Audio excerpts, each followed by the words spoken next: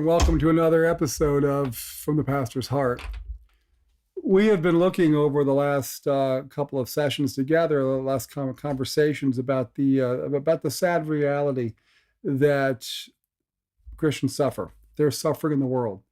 That because of the fact that sin entered into the world, because of the disobedience that Adam and Eve had, that they allowed pain and suffering into the world, and that just because we're a Christian doesn't mean that we're immune to the fact that sin happens and that suffering takes place. So the question, of course, is: are there reasons? Is there a reason? Can God do something with this? And yes, I believe He can. And so we've looked at a number of reasons already, but I'd like to look with the last one, and then some things that we can do along with that. And so another reason why I believe that God allows suffering in our lives is because God's power is perfected in our weaknesses. And we see this in 2 Corinthians chapter 12, verses 9 through 10, which was actually one of the main verses that God gave me as a young pastor. And Paul writes this, he says, "But he said to me, my grace is sufficient for you, for my power is made perfect in weakness.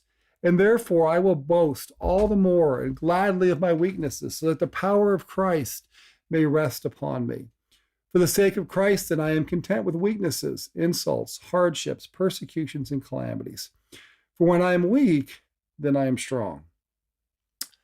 And in this, we see that perspective is so important. I mean, is the glass half empty or is it half filled? I mean, either way, there's the same amount of water in the glass.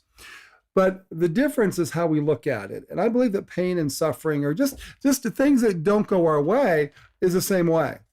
See, we have a choice. We can look inside and we can get bitter, or we can look in the other directions.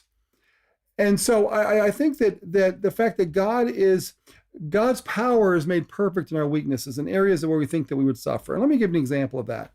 Anybody who's known me for any length of time knows that I'm a stutterer. And I've had people actually question what my career choice. And I actually had somebody tell me once that was surprised in their voice that you're actually a pretty good preacher, and I wouldn't have expected that because you stutter. And there are times that I have a hard time getting the words out. There's no two ways about that. And I can remember praying early on in my career, even before I became a pastor. I'm saying, Lord, my life would be so much easier. I could see it'd be so much better if I didn't have this problem. That if I could just get the words out, that I wanted to get at the words, and I could say Jesus' disciples over and over again, and say my name and be able to introduce myself in ways that wasn't so embarrassing. And I remember the Lord telling me, and He brought me to this verse. And He said, "Dan, my power is made perfect in your weakness." And so I'm not going to take that away from you. Now, hopefully in eternity, maybe I'll be able to get the words out. But what He's shown me over the years, and I've been a pastor for over 30 years, and I communicate for a living. This is what I do. And the thing is that every Sunday, I get to, when everybody in the church and those who are watching me online, or when I'm teaching on a Tuesday night, or even when I'm doing a podcast like I am now, I get to witness a miracle. Because on my own, I can't do this. On my own, I struggle getting the words out. And if I'm tired, I struggle even more. But the point is that God is able to make Himself known.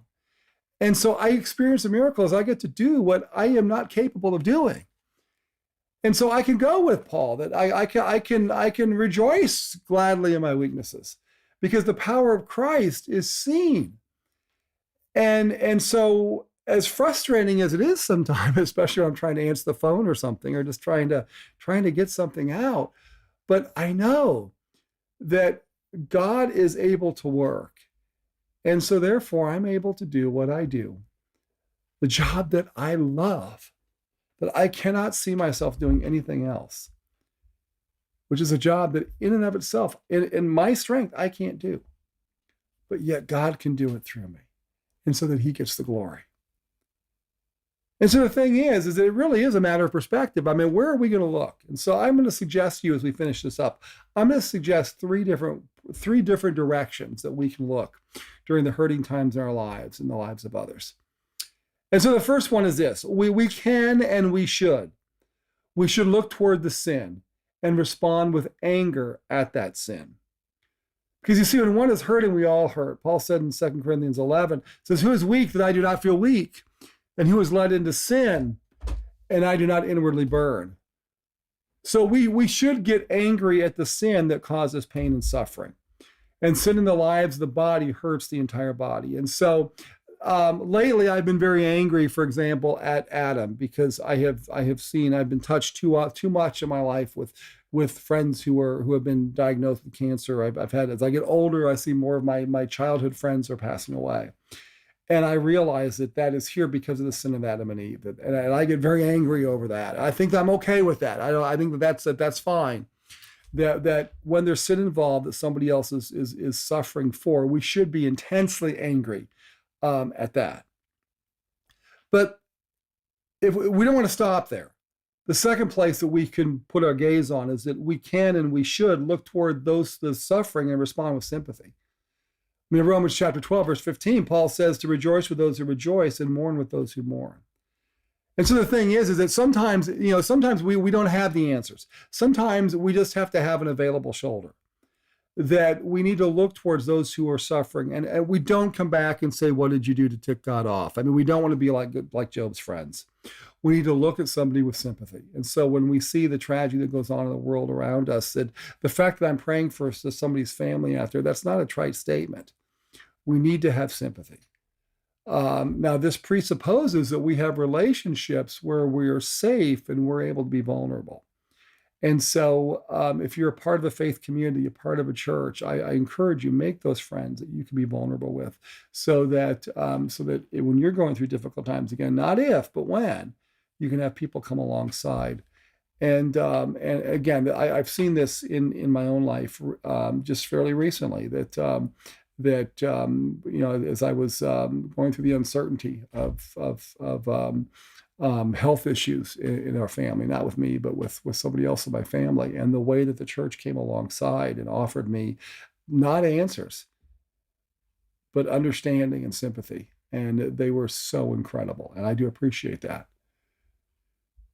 We want to be, I'm blessed. I have friends who I can count on to be there for me when things go wrong. Those that I know will love me and support me no matter what I do. And we need to make sure that we are that person for others. And then the third area that we need to look is that we can and we must look toward God and respond with thanksgiving, knowing that God is in control. And I know this is the one that's hard, but we can trust him. You see, Romans 8:28 is still true, where Paul says, and we know that in all things God works for the good of those who love him, those who have been called according to his purpose. Now, that I don't recommend, quoting this verse when somebody calls you and says, "Hey, my life is falling apart." Please don't do that. But the idea behind it is true, because we know that we have a God who knows everything that will happen. He knows everything that could happen, and that we know that he loves us so much that whatever does happen in our lives, that God can use it for good to conform us to the image of Jesus, and that ultimately is why we're here. And so I think that we do need to look to the Lord and say, okay, I have no idea what's happening here. We can do like Job, naked I came from my mother's womb, naked I'll return. That I don't have anything. Blessed be the name of the Lord. He gives and takes away. That we don't have to understand what's going on, but we can look to him and know that for whatever reason, no matter how this works out, that God will work everything out for good for those who love him. And that's a promise that we can stand on. Again, not a passage that I recommend that you quote immediately after finding out somebody's going through a difficult time, but I think that is a confidence that we can learn as we come alongside somebody, and maybe we can remind somebody gently that God is in control. So I want us to remember that when difficult times come, and again, not if, but when, remember these words from Paul, the confidence that he has, where he says in Romans chapter 8, at the end of the chapter, he says, "For I am convinced that neither death nor life, neither angels nor demons, neither the present nor the future, nor any powers, neither height nor depth, nor anything else in all of creation will be able to separate us from the love of God that is in Christ Jesus our Lord." Those words are truth, folks. And we need to remember that God's purpose for us is not for us to be good people. It's not for us to be comfortable in our lives. But his purpose for us is that we are to show off Jesus to the world around us. Because if we do that, no matter what we go through, it'll be tolerable. Because we can use whatever is going on in our lives. We can use any experience to minister to the hurting, and we can be the arms and the hands of Jesus to a lost and hurting world.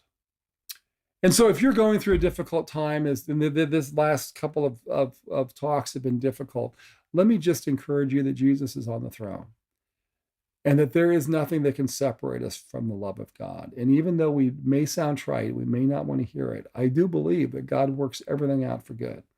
That somehow, when it's all said and done, that somehow even the suffering that we go through will make sense. But in the process, as you're going through this, remember, and if you know people who are going through difficult times, remember that God has called us to walk alongside, to give a shoulder, not always to give answers, but just to let people know that they're loved, that they're valued, that they're and be an encouragement to them. So I pray that these last couple of talks have been an encouragement to you. And let me know. You can send me a message. Let me know in the comments how God has been working in your life, and especially if you've been going through suffering or difficult times, how God has brought you through that to be an encouragement to others. So I pray that you have a wonderful weekend, a great day, great week, fantastic weekend, and I look forward to talking to you again in a future video. God bless y'all.